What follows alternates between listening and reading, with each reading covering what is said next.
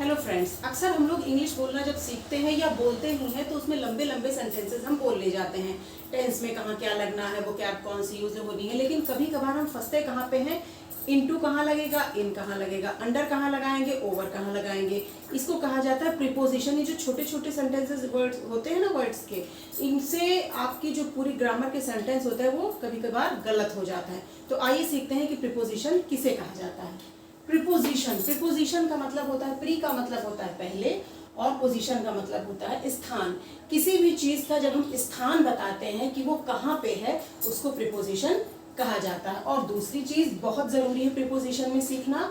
Preposition दो चीजों को डिनोट करता है। पहला है स्थान, जैसा कि हम लोगों ने सीख लिया, और दूसरी चीज नोट कर लीजिए, it is always followed by noun, pronoun and gerund. Means preposition के जस्ट बाद में कोई नाउन आएगा, कोई प्रोनाउन आ सकता है, और जीरंड जरूर आएगा। इन तीनों में से एक जरूर आएगा, इसका ध्यान रखिएगा, तभी आपका जो प्रीपोजिशन है वो कंप्लीट माना जाएगा। हम सीखेंगे कि किसी चीज के ऊपर या पर, इसमें कंफ्यूजन हो जाता है कि ऑन द टेबल है, ओवर है, क्या है। आइए सीखते हैं कि ओवर और ऑन कहाँ लगाते हैं। ऑन, अगर कोई भी चीज टेबल पे रखी है और उससे सट के चिपक के रखी, मीन्स टेबल पे हम अगर कोई चीज रखेंगे तो इस तरह रखी जाएगी, इसको कहा जाएगा ऑन द टेबल। उसके अलावा दूसरा है ओवर। ये देखिए थोड़ा मैंने गैप पे बनाया हुआ है।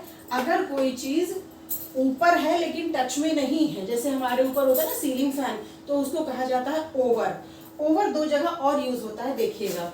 अगर कोई चीज आप या तो सटी हुई है और चादर की तरह बिछी हुई है, वहां भी हम ओवर लगाएंगे। और वो दूसरा आप देखेंगे कभी कभार चादर की तरह बिछी तो है लेकिन वो टच में नहीं है, वहां भी हम ओवर लगाएंगे। कहा जाता है ना ओवर ब्रिज, चादर की तरह हमारे सिर पे सटा हुआ रहता है। कहाँ और सटा रहता है, ऊपर टच में तो होता नहीं है लेकिन बिछा रहता है चादर की तरह, इसलिए हम लोग कहते हैं उसे ओवर ब्रिज। तो अब मुझे लगता है आप लोग को ओवर और ऑन के जो कंफ्यूजन है वो दूर हो गया होगा। आइए आगे देखते हैं। अब आइए जानते हैं कुछ और प्रीपोजिशंस। सबसे पहले आप देखिए, ये लिखा हुआ अपॉन। अपॉन कहाँ पे यूज किया जाता है। कोई भी चीज मान लीजिए ऊपर से गिरती हुई आती है और किसी सॉलिड सरफेस पे रुक जाती है, टेबल पे रुक जाती है, बेड पे रुक जाती है, कहीं भी, तो उसको कहा जाता है अपॉन। उसके बाद आता है इनटू। अगर कोई भी चीज ऊपर से गिरती हुई आती है और वो किसी तरल पदार्थ, नदी या किसी रिवर है आपका, या जो भी पूल है, उसमें अंदर चली जाती है, उसकी जगह लगाते हैं आप इनटू। सपोज करिए Seema was jumping into the swimming pool, means वो जंप तो उसने किया और पानी के अंदर वो चली गई। इसके बाद आता है अक्रॉस। अक्रॉस से पहले हम सीखेंगे अलोंग। अलोंग में कोई भी चीज जब पैरेलल चलती है, जैसे होता है ना रेलवे ट्रैक है या कुछ भी है, तो वहां पे हम लोग यूज करेंगे अलोंग। और अगर कोई भी चीज आर पार हो जाती है कहीं भी, तो उसके लिए हम यूज करते हैं अक्रॉस। क्रॉस वर्ड को हमें अगर और अच्छी तरह सीखना है तो हम ऐसे सीखेंगे। मान लीजिए एक बच्चा है जो सड़क के इस पार से उस पार जा रहा है, मीन्स ये हमारी रोड है और वो बच्चा इस पार से उस पार जा रहा है, उसके लिए हम यूज करेंगे the boy is running across the road. यहाँ पे ऐसे आप कोई भी चीज अगर यहाँ इधर से उधर पूरी तरह आर पार हो जाती है, उसके लिए हम यूज करेंगे अक्रॉस। हम सीखेंगे इन बिटवीन और अमंग के बीच में, या आप इन बिटवीन भी कह सकते हैं, इसे बिटवीन भी कहा जा सकता है। कहाँ बिटवीन यूज करेंगे और कहाँ अमंग यूज करेंगे। इसके लिए सबसे पहले आप ध्यान रखिए, बिटवीन हम वहां यूज करते हैं जहां दो चीजों के बीच में या दो लोगों के बीच में बात होती है।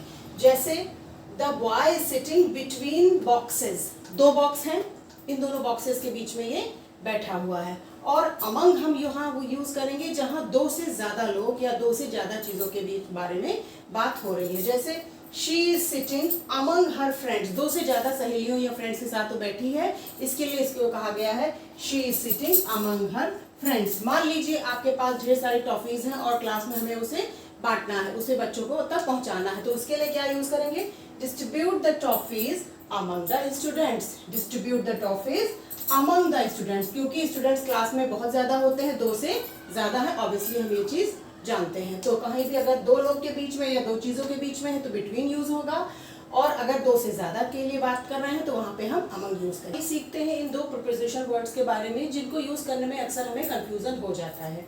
इसमें कंफ्यूज मत होइएगा, आइए ध्यान से देखिए।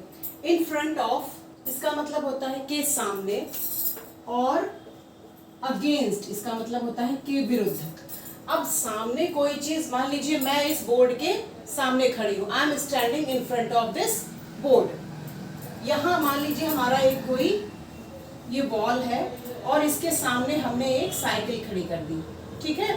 तो इसके लिए कहा गया है the bicycle is standing in front of the wall.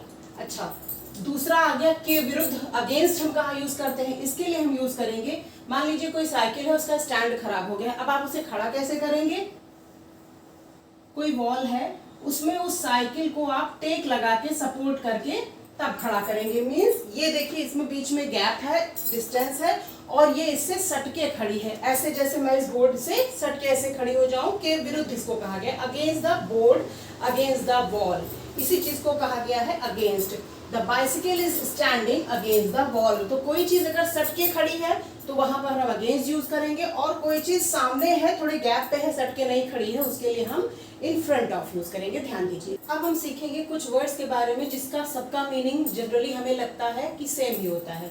वो हमारे वर्ड्स कौन से हैं? पहला वर्ड है बिलो, इसका मतलब भी हम जानते हैं नीचे ही होता है।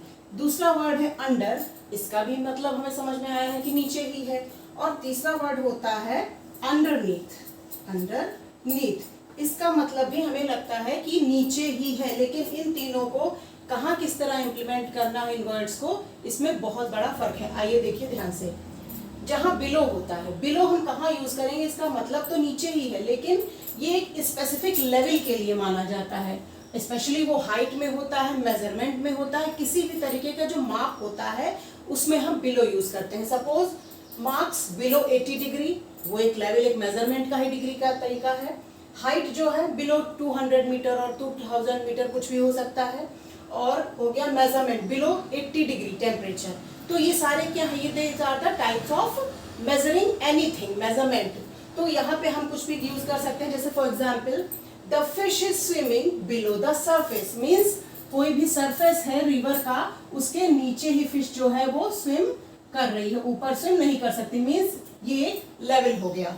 अब आते हैं अंडर पे। अंडर जो होता है वो लोकेशन और पोजीशन दिखाता है। सपोज करिए टेबल के नीचे एक डॉग बैठा हुआ है, तो वो उसकी पोजीशन है और वहीं पे वो लोकेट किया गया, वहीं पे पाया गया, उसकी लोकेशन भी है, तो उसके लिए कहा जाएगा the dog is under the table. यहाँ पे अंडर यूज हुआ। अब सबसे लास्ट में आता है अंडरनीथ, इसको बीनीथ भी कहते हैं।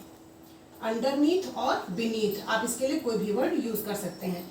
इसमें इसका मतलब भी होता है नीचे, लेकिन इसमें सबसे बड़ा फर्क क्या है, समथिंग इज हिडन और कवर्ड, कोई भी चीज जो छुपी हुई हो और कवर्ड हो अच्छी तरह। और एक चीज इसमें बहुत जरूरी है, जोड़ लीजिएगा, इसमें बहुत जरूरी है, जोड़ लीजिएगा कि वो सटी हुई हो, सटी हुई हो, सटा हुआ।